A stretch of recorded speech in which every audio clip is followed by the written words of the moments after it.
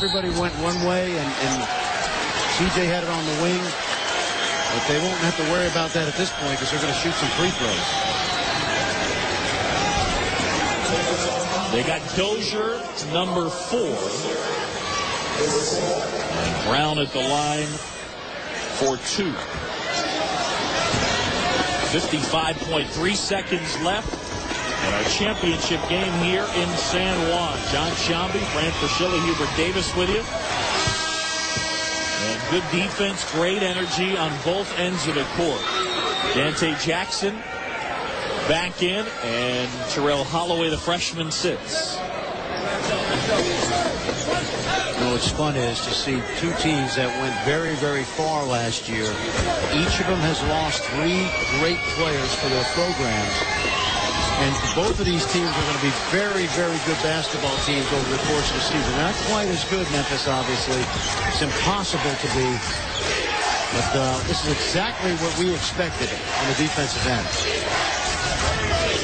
Xavier lost their defensive ace in Stanley Burrell, one of the top defensive guards in the country. He graduated last year. Mack to nice move. You know what's amazing about that? They backed off of him, and he still was able to get by. John Calipari's got 2 timeouts left. Doesn't need to use them because the clock stops in the last minute. They try to trap Jackson, and a timeout. And Sean Miller wants to get his freshman back in the game. Wanted to get Terrell Holloway back in.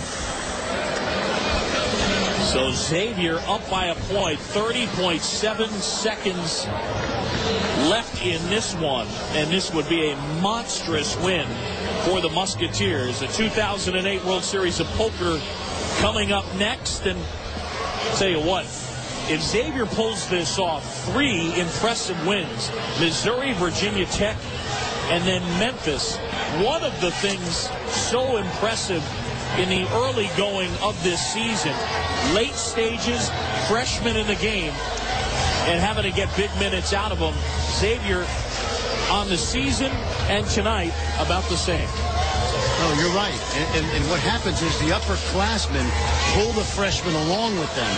And it starts back in the summertime with the preseason conditioning, the weight room, and then once they get to practice, it's a mindset that we win at Xavier. Same thing is true at Memphis now, obviously. But when you're a young player and you come into these winning programs, it's up to the older guys to teach you how to win in games like that. And everybody can learn, including the coaches, because Sean Miller in game 1 up 3 with seconds to go fouled Missouri rather than let them get a chance at the 3. Remember 2007 NCAA tournament, Ron Lewis hits the 3, sends it to overtime, and Sean Miller said, you know what, if we were going to lose that game, I wanted to say we would lose a different way, and we learned back then. We learned the hard way. So even the coaches can learn. Right now, if you're Memphis, if you don't get a quick foul, you're going to have to you're going to have to foul. Holloway splits the 2 defenders. They get the foul. And they're putting somebody at the free throw line that has been there before in this tournament and knocking down 10 free throws in the clutch against Missouri. You know what the scary part is? I agree with you. I'd love to have him out there, but he's actually due to miss one. And if he doesn't, I'll tell you what, he's going to start shooting their technical fouls. And as a freshman, that's pretty good. Because he has been money. 25 of 26 to start the season for the freshman from Hempstead, New York. You can book that one. Man, that's ice water.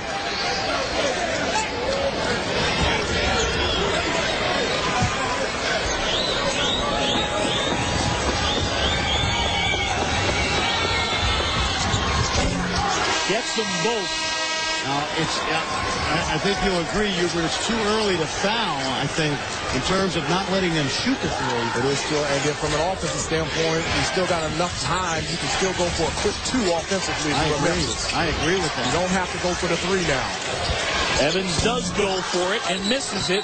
Dozier, though, the big rebound, and they got Derek Brown on the foul. Brown.